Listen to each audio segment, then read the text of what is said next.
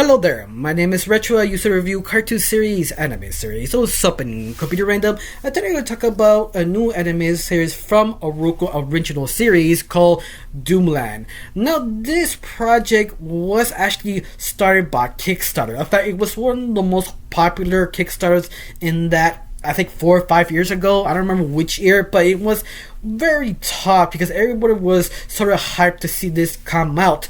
But it sort of took super long that everybody sort of forgot this was a thing till Roku Originals popped out, said we have it, the shows right now. Watch it in a Roku streaming service is for free. I don't know if you can see it in different countries, but you can see it in the United States for free. Now this series I do recommend because it's really funny. I mean, it's really dark and messed up. In fact, you can say it was sort of inspired by Rick and Morty, but it's completely different. This is his own thing. In fact, you sort of understand the formula of Rick and Morty, but understand the complaints of Rick and Morty that it's sort of too dark. It doesn't have hope. In fact, Rick and Morty is sort of depressing, and Doomland tried to do the same thing but twist something around that give you hope.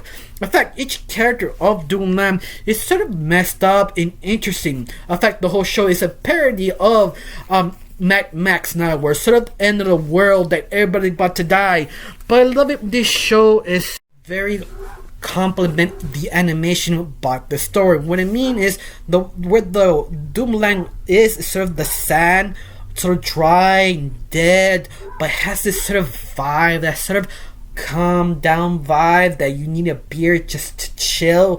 That sort of feeling that everything is okay, but it's sort of a lie, because if they get out, they will actually die. That sort of situation. But the vibe is just so great. It's something hard to describe. It's more like, you go on the beach, but you go like a 6, how the sun sort of go down, everything's sort of yellow and brown, that sort of chill feeling. That's the best to describe this show. It's sort of a great vibe show. Even the show is sort of dark but very funny, especially of all the characters. All of them are completely messed up, but I love that each character are not sort of kind of cliche characters. Like, I think one of the biggest example is Dave, our main lead, that you think, oh, he's the badass, he's the leader who takes charge, who will take no prisoners. No, Dave is sort of an asshole. He's sort of a wimp. He talks a lot, but at the same time, he's sort of the owner of the Oasis bar, who actually is sort of a tank who go place to place, sort of serve beer, just because he could do something, because he just want to live his life. But he is sort of messed up, but one of those kind of messed up people you can talk to. Now, our next character I want to talk about is basically Blondie, the sort of right-hand man of Danny. But how to describe Blondie? She's basically the little sister who is sort of hyper-affect, but she's very kind and so gullible because she doesn't know how messed up the world really is. You're trying to protect her, but you don't have to worry because of Blondie, because Blondie is sort of messed up equally as Danny in the group, because she has this sort of kind of control issue that she doesn't feel she has enough control. She go crazy, start attacking people. Yeah, she's that type of person, but you sort of enjoy her. In fact, her positivity sort of balances Danny's sort of negativity, and that sort of makes the show super great, because both of them have trust with each other.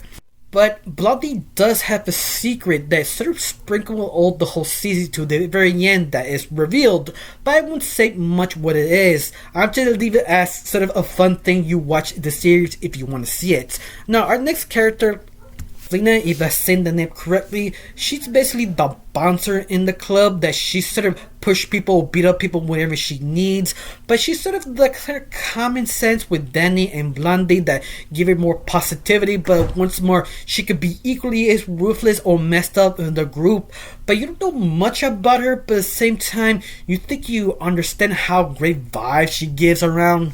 But she does have like a twist about her that she might have multiple personality disorder or something like that, because every time she needs a pick me up, she talks in the mirror, but it only happens in one episode. So I don't know that's a part of her personality, or they just that one thing episode, they just move on. But all that, she is also equally interesting.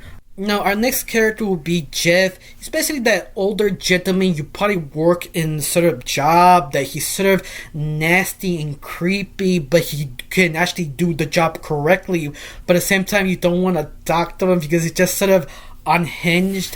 But you like him because he's sort of layered, because he's not the unhinged type of guy. That he's sort of lonely, a little desperate, but it's a guy you can actually take a beer and drink and talk a lot. It's the type of character that is sort of complicated but interesting. Now, our final character called Radaretto. Now, how to describe him? He's basically the foreign guy you work with that you don't really understand, but you understand what he tries to do. But he's sort of very trustworthy. But he has sort of his own secrets like everybody else, that he's sort of running away for something, but asking sort of forgiveness. But you don't know what he means because he usually keeps to himself and he's just do the job. He's one of those sort of interesting, relatable characters. But hopefully this series do get a season 2 sort of understand who is Radaretto and why he's running away. Or at least the whole group, what each one of them sort of, how they met or what they run from, because all of them have issues, but at the same time, all of them trust each other like a family. They know they're flawed. If one of them falls, everybody trying to pick up the other one and keep moving forward. And that is sort of the thing that makes this show super great, because the world they live in is dark, messed up, and scary, but uniting themselves, they can survive and see tomorrow. And that is sort of wonderful about these characters, because you know they need each other to see what happens next.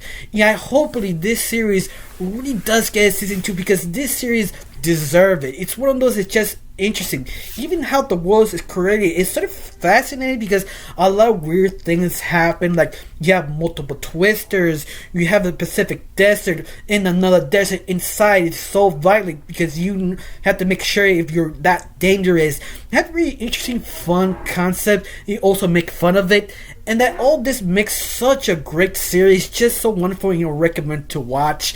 Now, if you want this series, I said it before, you can watch in Roku's streaming service. Is completely free. I mean free, you don't pay. You watch the whole series by episode by episode by commercials. Now, I got really nothing else to say, just if you've seen this series, do you like it? Do you hate it? Do you think it's completely worth it all this time waiting for it? Tell me down below, let me know. I really got nothing else to say, just thank you for watching. Don't forget to subscribe and have a wonderful day. Bye.